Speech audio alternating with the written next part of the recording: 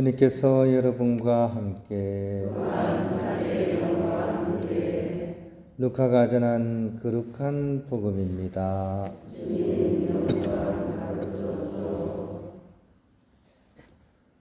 그 무렵 예수님께서는 기도하시려고 산으로 나가시어 밤을 새우며 하느님께 기도하셨다. 그리고 날이 새자 제자들을 부르시어 그들 가운데서 12를 뽑으셨다. 그들을 사도라고도 부르셨는데 그들은 베드로라고 이름을 지어주신 시몬, 그의 동생 안드레아, 그리고 야고보, 요한, 필립보, 바르톨로메오, 마테오, 토마스, 알페의 아들 야고보, 열혈당원이라고 불리는 시몬, 야고보의 아들 유다, 또 배신자가 된 유다 이스카리옷이다. 예수님께서 그들과 함께 산에서 내려가 평지에 서시니 그분의 제자들이 많은 군중을 이루고 온 유다와 예루살렘 그리고 티로와 시돈의 해안 지방에서 온 백성이 큰 무리를 이루고 있었다.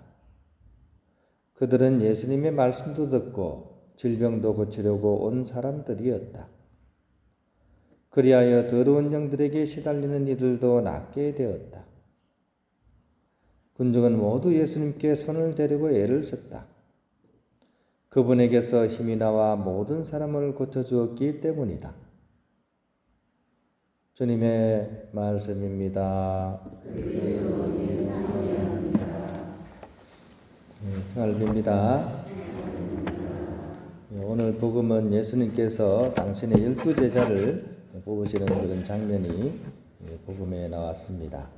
이것을 읽는 순간 우리나라 고전소설 박씨부인전이 생각이 났어요.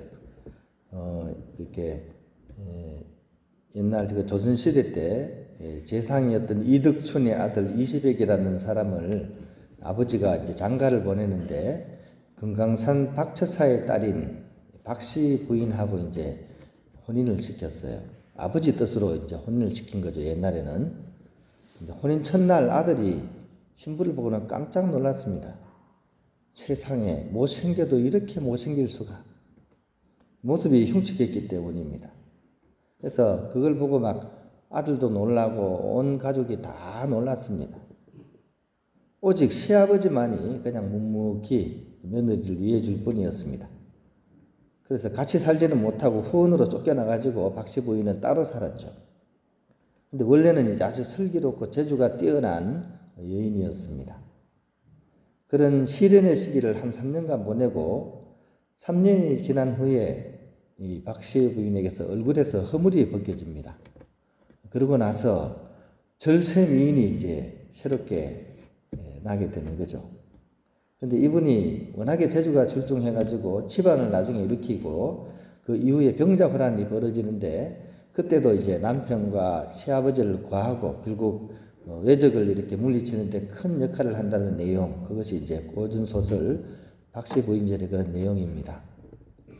마치 오늘 예수님이 박씨부인전의 시아버지처럼 느껴져서 이 생각이 떠오른 것 같습니다.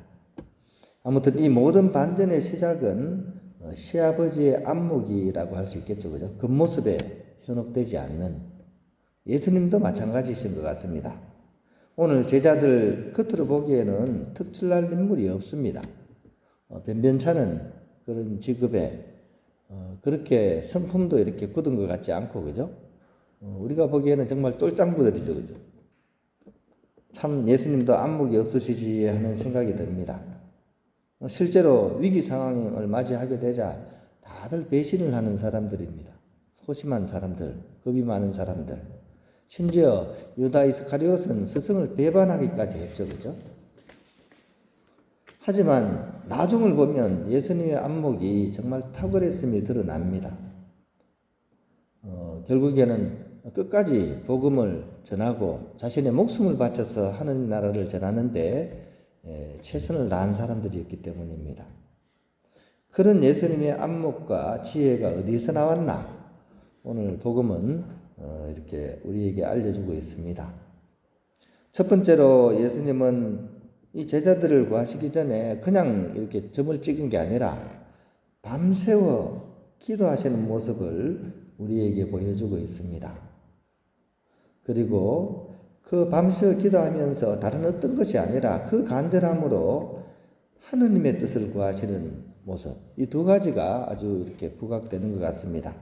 이 간절한 거죠. 하느님께 청하는 그 간절함이 묻어있는 예수님의 모습입니다. 우리의 하느님에 대한 간절함은 과연 어느 정도입니까? 차지도 뜨겁지도 않으면 뱉어버리겠다 하신 말씀처럼 우리 신앙은 그 어중간한 상태에 머무르는 경우가 많을 것입니다.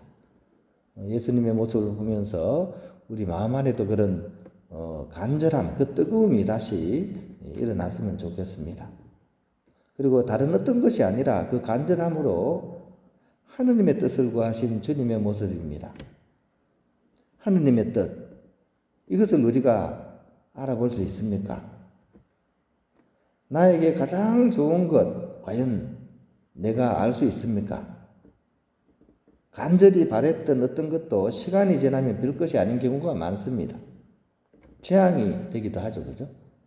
대표적인 게 로또 복권입니다, 그죠? 어떤 사람이 로또 복권에 딱 당첨되자마자 이렇게 얘기하죠.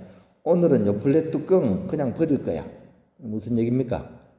요플레 사가지고 먹으면 뚜껑이 뭐 발렸잖아요. 예전에는 아까우니까 이렇게 먹고 이렇게 뚜껑을 버렸는데 이제 돈이 많으니까 그냥 버릴 거야, 이 얘기입니다. 근데 로또 복권 당첨된 사람 치고 인생살이가 잘 편하게 잘 굴러간 사람은 없습니다. 대부분 가족 전체가 그냥 어그러지죠, 그죠? 다들 욕심을 가지고 있으니까.